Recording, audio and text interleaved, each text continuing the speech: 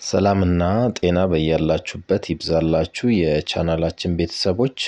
ያገለገለ መኪና በተለያየ መንገድ ማለትም ከግለሰቦች በቀጥታ ወይም ከድርጅቶች ደግሞ በጨረታ ልትገዙ ትችላላችሁ። ስትገዙ ታዲያ ጥንቃቄ ማድረግ ይኖርባችኋል። በርካሽ አግኝቻለሁ ብላችሁ ስትገዙ ተጨማሪ ክፍያ ወይም ወጪ ይዞባችሁ ሊመጣ ይችላል። ይኸው ምንድነው? ከቀረጥ ጋር የተያያዘ ጉዳይ ነው። በዚህ አጭር ቪዲዮ መኪና ስትገዙ ከቀረጥ ነፃ የገባ መኪና ሊገጥማችሁ ስለሚችል ጥንቃቄ ማድረግ እንደሚኖርባችሁ የተመለከተ ነው። ከቀረጥ ነፃ ተሽከርካሪ እንዲያስገቡ ወይም ገዝተው እንዲጠቀሙ የሚፈቀድላቸው አካላት አሉ። ከቀረጥ ነፃ የገባ ተሽከርካሪ ቀረጥ ሳይከፍል መሸጥ ወይም ለሌላ አካል ማስተላለፍ የሚቻለው አብዛኛው ጊዜ ከ10 ዓመት ቆይታ በኋላ ነው። ምንም እንኳን ከ10 ዓመት በታች የሚፈቀድበት ልዩ ሁኔታዎች ቢኖሩም የህጉ ዓላማ ግለሰቦች ወይም ድርጅቶች የተሰጣቸውን ከቀረጥ ነፃ መብት ለንግድ ወይም ለትርፍ እንዳያውሉት ለመከላከል ነው። በቅድሚያ ከቀረጥ ነፃ ተሽከርካሪ ከውጭ እንዲያስገቡ ወይም ለዚሁ ዓላማ ተብለው የገቡትን የመግዛት መብት የተሰጣቸው እነማን ናቸው የሚለውን በአጭሩ እንመልከት።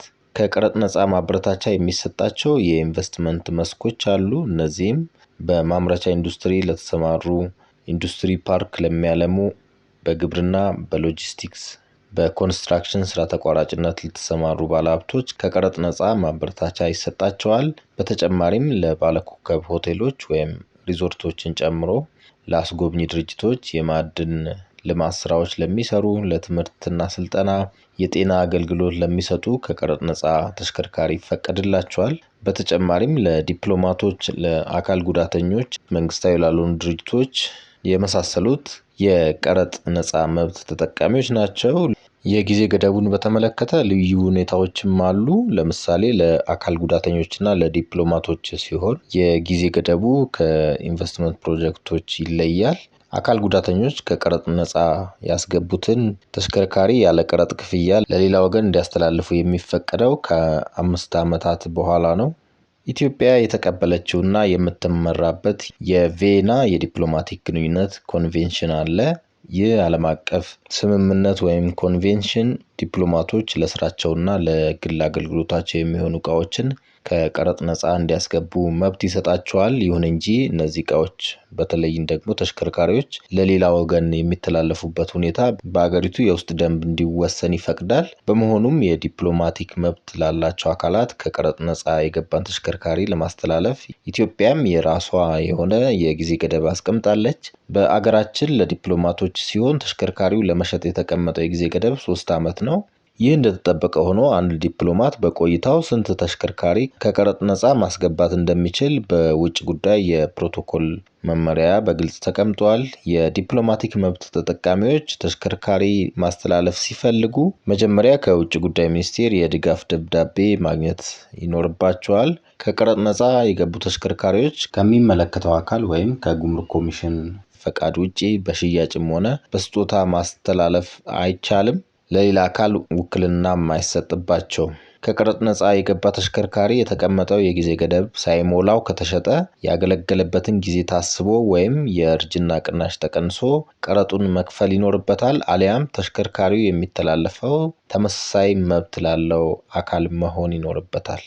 የዲፕሎማቲክ መብት ተጠቃሚ ከሆነ ገዢውም የዲፕሎማቲክ መብት በተመሳሳይ የዲፕሎማቲክ መብት ተጠቃሚ መሆን ይኖርበታል ማለት ነው። በሌላ አገላለጽ የተቀመጠው የጊዜ ገደብ ከተጠናቀቀ ግን ከቀረጥ ነፃ የገባው ተሽከርካሪ እንደማንኛውም ተሽከርካሪ ያለምንም ተጨማሪ የቀረጥ ክፍያ መሸጥ ወይም ወደ ሶስተኛ ወገን ማስተላለፍ ይቻላል። ስለዚህ የቀረጥ ነፃ መብት ተጠቃሚ ከሆኑ አካላት መኪና ለመግዛት በጨረታ ስትሳተፉ ይህንን ከግምት ውስጥ ማስገባት አለባችሁ። አብዛኛው ጊዜ ተሽከርካሪው የሚከፈል ቀረጥ እንዳለበት የጨረታ ሰነድ ላይ ይገለጻል። የጨረታ መነሻ ዋጋ ብቻ አይተን በጥሩ ዋጋ የሚሸጥ ተሽከርካሪ ያገኘን ብለን ችግር ላይ ልንወድቅ እንችላለን። ስለዚህ የጨረታ ሰነዱን በጥንቃቄ አንብቦ መወሰን የተሻለ ነው። በግዢ ሂደት ወቅት ከቀረጥ ጋር በተያያዘ ያልገባችሁ ወይም የተጠራጠራችሁት ጉዳይ ካለ የጉምሩክ ኮሚሽን መስሪያ ቤትን ብታማክሩ የተሻለ ነው። ከዚህ በፊት በርካታ ሰዎች በቱሪስት ስም የገቡ ተሽከርካሪዎች ገዝተው ከቀረጥ ጋር በተያያዘ ችግር ላይ ወድቀዋል። ክቡራትና ክቡራን የቻናላችን ቤተሰቦች በዚህ አጭር ቪዲዮ ጠቃሚ መረጃ እንዳገኛችሁ ተስፋ እናደርጋለን። ጥያቄና አስተያየት ካላችሁ በአስተያየት መስጫው ላይ አስቀምጡልን። አግባብነትና ተያያዥነት ላላቸው ጥያቄዎች ምላሽና ማብራሪያ እንሰጣለን። በቻናላችን የቀረበው በጣም አጭር መረጃ ስለሆነ በዚህ መረጃ ምክንያት ጉዳት ወይም ኪሳራ ደርሶብኛል በማለት በሕግ ፊት ለማስረጃነት ሊቀርብ አይችልም። ዝርዝር የጉምሩክ የሕግ ማዕቀፎችን ማንበብና መረዳት የግለሰቡ ኃላፊነት ይሆናል። የተወደዳችሁ ተመልካቾች በሌላ ቪዲዮ ዳግም እንደምንገናኝ ተስፋ እናደርጋለን። ሰብስክራይብ ያላደረጋችሁ ቻናላችን ሰብስክራይብ ብታደርጉ ደስ ይለናል። በጤና ቆዩን።